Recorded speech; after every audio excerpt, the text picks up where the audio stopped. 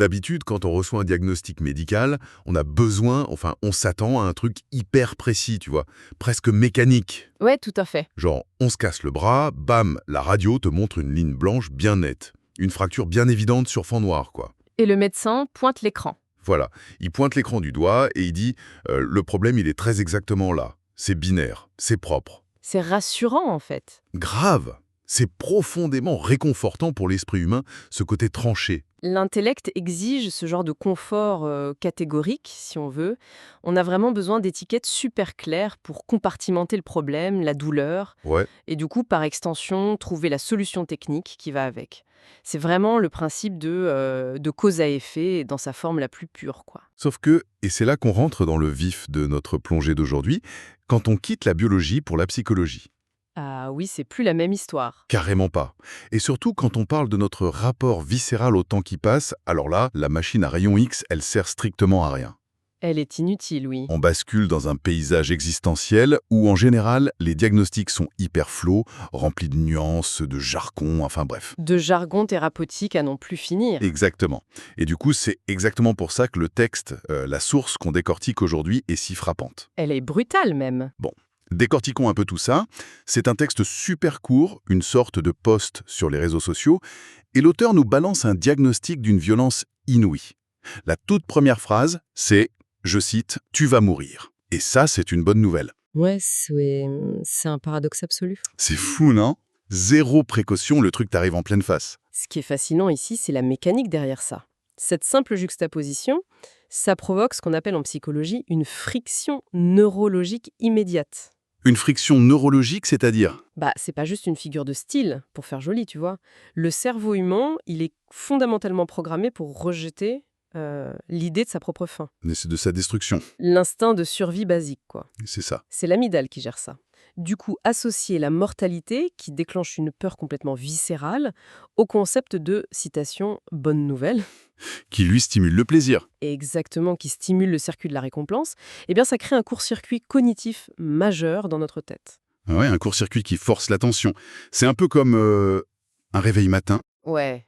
mais pas le réveil sympa, qui te joue une petite musique de forêt tropicale, avec le volume qui monte tout doucement. Ah non, là c'est pas ça du tout. Là, c'est le réveil où tu te prends un grand seau d'eau glacée en plein visage pendant que tu dors profondément. C'est une excellente analogie. Ça te coupe le souffle, t'es totalement désorienté, mais on va pas se mentir, t'es indéniablement réveillé. Ah, t'es bien réveillé, oui. Du coup, la question que je me pose d'entrée de jeu, et j'aimerais bien ton avis d'expert là-dessus, est-ce que ce genre d'approche, c'est pas juste de la pure manipulation cynique, juste pour te forcer à lire la suite du post? Ou est-ce qu'il y a un vrai fondement philosophique derrière cette grosse provocation? Alors, la dissonance cognitive, elle force l'esprit à chercher une résolution. Notre cerveau, il peut pas tolérer de rester comme ça, suspendu entre deux idées qui s'opposent. Il faut qu'il résolve l'équation. C'est ça. Donc, sur le plan de la rhétorique pure, on peut dire que l'auteur a effectivement piraté le système d'attention de son lecteur. C'est du clickbait philosophique, quoi. Si on veut, oui. Mais la résolution qu'il propose derrière, elle n'a rien d'artificiel. Le texte soutient que cette prise de conscience hyper brutale, c'est en fait l'unique remède à une maladie, enfin une pathologie psychologique qu'on a quasiment tous. Notre certitude de vivre éternellement. Exactement. Notre croyance subconsciente qu'on a tout le tour du monde. L'auteur appelle ça l'illusion d'immortalité. D'ailleurs, le texte devient super précis sur les symptômes de cette maladie-là. Il dit texto, tant que tu te crois immortel, tu gaspilles ta vie. Tu dis plus tard pour tout. La fameuse maladie du plus tard. C'est ouf. Et ce qui m'a frappé, c'est que l'auteur, il parle pas de remettre à demain, je sais pas, la vaisselle ou la déclaration d'impôt, quoi. Non, il va chercher des trucs lourds. Ouais. Il cible les piliers de notre vie. Il donne 3 exemples très très clairs. Il dit plus tard pour changer de boulot, plus tard pour quitter cette relation, plus tard pour prendre soin de toi. Si on décortique ces 3 exemples, on se rend vite compte que ça englobe presque toute l'expérience humaine adulte en fait. Carrément. Le travail, c'est notre utilité sociale, c'est la vocation, c'est surtout la majorité de notre temps éveillé. On y passe notre vie, quoi. Ensuite, la relation amoureuse ou personnelle, c'est notre tissu affectif. C'est l'intimité, ce besoin tribal d'appartenance qu'on a tous. Ouais. Et enfin, prendre soin de soi. C'est littéralement la maintenance de notre véhicule biologique, notre corps et notre tête, qui rend les autres choses possibles. C'est les fondations. C'est le trépied de notre existence, en gros. Et le fait de repousser constamment l'entretien de ces 3 trucs-là, ça me fait penser un truc très précis. Vas-y. C'est comme un joueur dans un jeu vidéo d'aventure, tu sais, un RPG. Ah, je vois très bien. Le genre de joueur qui souffre d'accumulation compulsive. Tu passes des heures, mais vraiment des heures, à amasser des potions de vie super rares, des armes de malade, des boucliers ultimes. Tu remplis ton inventaire à craquer. Et on les garde précieusement. Voilà. Face à chaque ennemi, chaque mini-boss, tu te dis non, là ça va. Je les utilise pas maintenant, je les garde pour le moment parfait. Pour le boss de fin, quand ce sera la vraie galère. Sauf que le moment parfait, il arrive jamais. Exactement. Le générique de fin finit par apparaître à l'écran et bam, t'as terminé le jeu sans jamais avoir touché à tes objets rares. C'est tellement ça. L'illusion d'avoir toujours une meilleure opportunité plus tard, ça dévalorise complètement l'urgence d'utiliser nos ressources maintenant, dans le présent. C'est flou parce que ton analogie du jeu vidéo, elle illustre à la perfection un vrai biais cognitif. En fait, notre cerveau, c'est une machine qui est conçue pour économiser de l'énergie. Il est fainéant par nature. Sortir d'une relation amoureuse toxique ou même reprendre sa santé en main, tout ça, ça demande une dépense calorique et émotionnelle énorme. Ça demande un effort monstre. Et face à cet effort, notre esprit va largement préférer le confort d'une douleur qu'il connaît déjà à l'inconfort d'une action qu'il ne maîtrise pas. Le fameux « on sait ce qu'on perd, on sait pas ce qu'on gagne ». Tout à fait. Mais pour que l'esprit puisse justifier cette inaction sans culpabiliser, il lui faut un alibi en béton. Et cet alibi, c'est le temps infini. Exactement. Si on arrive à se convaincre, même de manière totalement inconsciente, que notre futur est un espèce de réservoir sans fond, on supprime la notion d'urgence. Et par défaut, c'est l'inertie qui gagne. Donc, se croire immortel, c'est hyper paradoxal, mais ça revient à se condamner à une forme de paralysie. C'est un puissant anesthésiant, oui. Un anesthésiant général contre la nécessité de vivre, carrément. J'aime beaucoup cette formulation. Et c'est justement là, à ce stade du texte, que l'auteur y fait un virage à 180 degrés, un virage historique super radical. Oui, on remonte dans le temps. Parce que, pour casser cet anesthésiant dont tu parles, il fait pas appel à de la psychologie de magazine. Il va carrément ressusciter la philosophie stoïcienne de l'Antiquité. Avec le concept du memento mori. Voilà, le memento mori, qui se traduit littéralement par « souviens-toi que tu vas mourir ». Cet ancrage historique qui donne une vraie profondeur à un texte qui à la base a un format très moderne. Si on ramène ça à une perspective plus large, le memento mori, il a une origine très concrète sous la République romaine. Ah ouais, raconte. En gros, quand un général romain revenait victorieux d'une guerre, il avait droit à ce qu'on appelait un triomphe. Il défilait dans les rues de Rome sur un char. La foule était en délire total. Le mec était accueilli comme une rockstar, quoi. Pire que ça, il était presque considéré comme un dieu vivant à cet instant précis. Mais pour éviter qu'il ne prenne la grosse tête, la tradition voulait qu'un esclave se tienne juste derrière lui sur le char. Ok. L'esclave tenait une couronne de laurier au-dessus de la tête du général et son seul boulot, c'était de lui murmurer en boucle dans l'oreille « Regarde derrière toi. Souviens-toi que tu n'es qu'un homme. Souviens-toi que tu mourras. Waouh. C'est d'une puissance incroyable comme image. » N'est-ce pas ?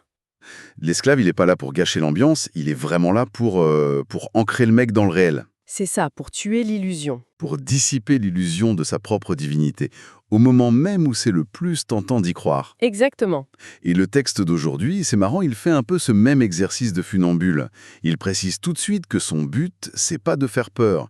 Il dit, c'est pas pour te terrifier, c'est pour te réveiller. Une nuance importante. Mais franchement, entre nous, je trouve cette séparation un peu théorique, non? Je veux dire, on peut vraiment prendre conscience de notre propre mort, regarder le compteur qui tourne vers zéro, sans ressentir une peur viscérale. C'est une super question. En fait, la différence, elle se trouve dans la fonction même de l'émotion. Comment ça? D'un point de vue purement biologique, la peur, c'est une alerte à très court terme. C'est notre fameuse amygdale qui dit « Attention, il y a un prédateur juste là ». Et la réaction du corps, c'est soit de se figer, de se cacher ou de fuir en courant. Le fight or flight, classique. Voilà. Par contre, l'éveil stoïcien, ce dont on parle ici, c'est un processus métacognitif. Le but, c'est de sortir de l'instant présent pour observer toute la trajectoire de sa vie d'un coup d'œil. Prendre du recul. C'est pas la terreur de mourir dans les 10 prochaines secondes, c'est plutôt la lucidité froide de savoir que le temps est compté. Et ça change quoi concrètement? Ça opère une transmutation. Ton angoisse qui te paralysait, elle devient soudain un carburant pour agir. Prends les petites peurs sociales, par exemple. Genre la peur du jugement. Ouais, elle a peur de ce que vont penser tes collègues si tu démissionnes. Eh ben, cette peur, elle se désintègre complètement quand tu la mets face à la certitude absolue de ta propre mort. Ça relativise tout. C'est clair que vu sous cet angle, vulgariser ce gros concept philosophique, c'est redoutablement efficace. C'est très pragmatique. C'est très pragmatique. Stoïcisme, c'est plus du tout un truc abstrait pour des érudits dans une bibliothèque poussiéreuse. Ça devient une vraie boussole pour le quotidien de tout le monde. Une boussole pour faire des choix, oui. Et le résultat concret de ce fameux réveil, d'après notre texte, c'est que ça transforme complètement la façon dont on perçoit les choses. L'auteur dit: quand tu acceptes que ton temps est limité, chaque journée devient précieuse. Chaque choix compte. C'est la création de valeur par la limite. On passe de l'angoisse de la faim à la création de valeurs pures. Là, on rentre carrément dans l'application de la théorie économique de la rareté, mais appliquée à la vie humaine. Ok, on fait de l'économie existentielle maintenant. Un peu, ouais. Le principe de base en économie, c'est que la valeur d'une ressource, elle est inversement proportionnelle à sa disponibilité. En gros, si une ressource est infinie, sa valeur à l'unité, elle tend vers zéro. Elle vaut plus rien. Voilà. Donc, si on imagine que tu as un stock infini de journées à vivre, eh ben gaspiller 10 ans de ta vie dans un boulot que tu détestes, mathématiquement, ça n'a aucune importance. Puisque l'équation globale reste infinie. Exactement. Infini moins 10 ans, ça fait toujours l'infini. Mais à la seconde où tu intègres viscéralement, dans tes tripes, que ton stock de jours est fini, bah chaque journée que tu retires de ce stock prend une valeur inestimable. C'est la rareté qui crée la valeur. C'est marrant parce que c'est un mécanisme qu'on voit absolument partout dans notre société de consommation. Tu penses à quoi? Je pense au marché des baskets, par exemple. Les éditions super limitées. Ah oui, très bon exemple. Concrètement, une paire de sneakers en édition spéciale, les matériaux de base, c'est quoi? Un peu de cuir, du caoutchouc, de la colle. Ça coûte que dalle à produire et c'est fabriqué pareil que des millions d'autres chaussures classiques. C'est vrai. Pourtant, t'as des gens qui vont camper dans la rue, sous la pluie, pendant 48 heures devant une boutique. Ou alors ils vont dépenser des milliers d'euros sur Internet pour l'acheter à la revente. Pourquoi ils font ça? Parce qu'il y a très peu d'exemplaires. Exactement. Il y a un consensus général sur le fait que cet objet, il est fini et on le refera plus jamais. Et cette dynamique de l'édition limitée dont tu parles, elle s'applique de façon encore plus cruelle à notre propre temps de vie, mais avec une grosse variable en plus. Laquelle? L'incertitude. Ah oui. Parce que, à l'inverse de tes baskets, où tu sais qu'il y a très exactement 5000 paires dans le monde, nous, on connaît absolument pas la taille de notre stock de jours. On voit pas le compteur. C'est ça.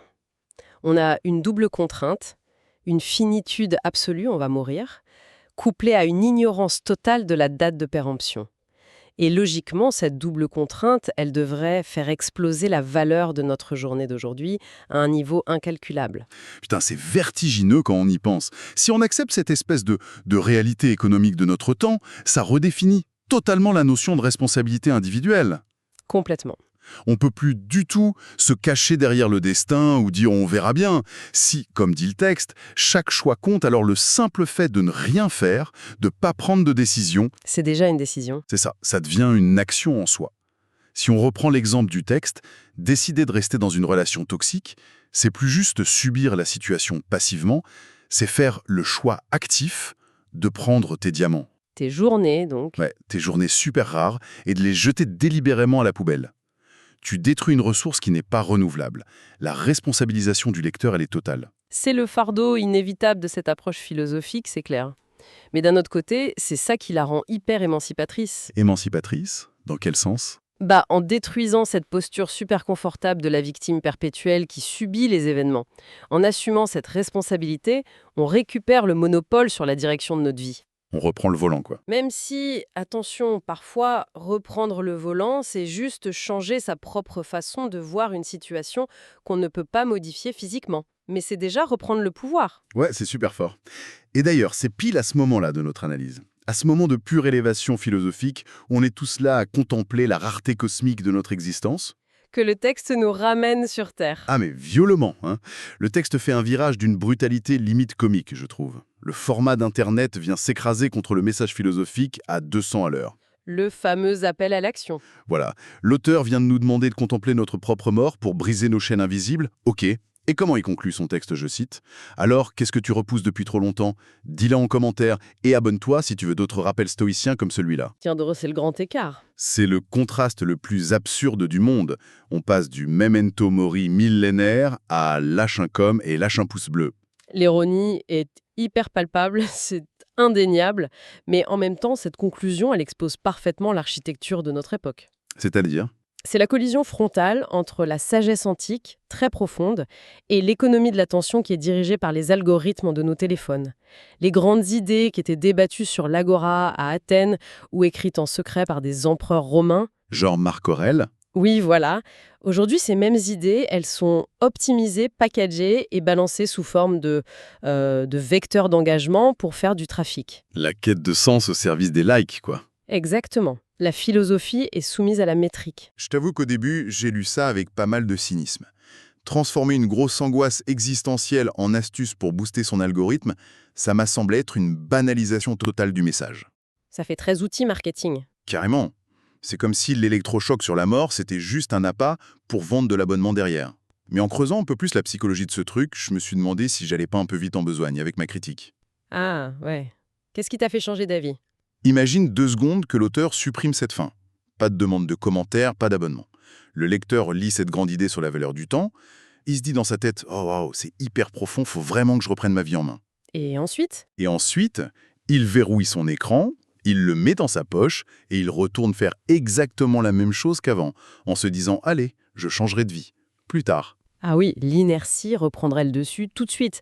Et en plus, le lecteur aurait l'illusion d'avoir accompli un truc juste parce qu'il a eu un petit frisson intellectuel en lisant le post. C'est le piège de fou. C'est le piège classique de la consommation passive de savoir sur Internet, oui.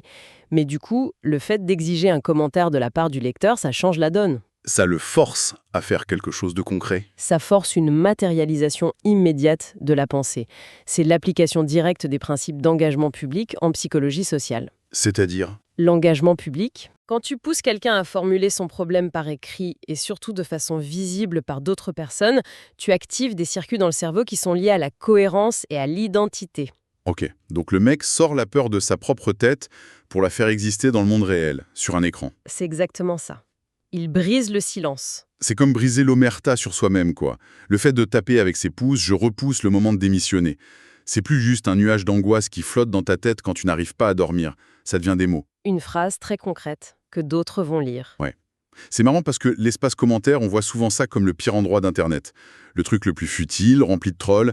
Et là, ça se transforme en une sorte de sas de décompression. Entre le monde de l'inaction et le monde de l'action. Voilà, en engageant vraiment ses doigts pour taper, le lecteur y sort de l'anonymat de sa propre procrastination. Il signe un petit contrat avec lui-même, un micro-contrat public de vulnérabilité. Ça paraît rien comme ça par rapport à l'échelle d'une vie, mais ça casse net le cycle du plus tard. Ça demande une mini-action tout de suite, à la seconde même où tu as ton illumination philosophique. L'auteur utilise vraiment les armes toxiques de l'algorithme pour forcer un truc sain, une introspection.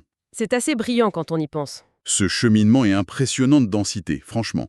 En à peine quelques lignes de texte, l'auteur a réussi un exploit. Lequel? Poser un diagnostic sans pitié sur notre habitude de tout remettre à demain, pirater notre cerveau avec l'idée de la mort comme bonne nouvelle, invoquer les empereurs et généraux romains pour nous filer une claque. A une valeur inestimable, parce qu'il est rare. Exactement. Et finir par nous utiliser, nous et notre téléphone, pour amorcer un changement immédiat. C'est fort. Et je pense que cette synthèse, elle nous amène à une conclusion assez incontournable sur la nature même de la connaissance et du savoir. Je t'écoute. En gros, apprendre un concept génial, même un truc aussi puissant que le memento mori, au fond, ça sert strictement à rien si ça reste uniquement de la théorie dans ta tête. C'est clair. C'est juste de l'encombrement intellectuel, tu vois.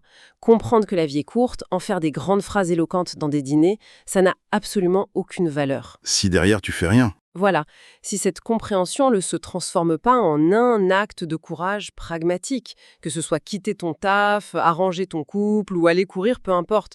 L'idée philosophique, c'est juste l'étincelle, c'est pas le moteur de la voiture. Le savoir, sans l'exécution, c'est comme avoir une carte au trésor que tu encadres dans ton salon, mais tu sors jamais de chez toi avec une pelle pour aller creuser. C'est une belle image, ouais. Et d'ailleurs, ça nous ramène direct à notre métaphore médicale du tout début. La machine à rayon X. Exactement. Le texte qu'on vient de lire, il a fait office de radiographie de l'âme. bam, la fracture béante de notre perte de temps, elle est affichée en gros sur l'écran noir.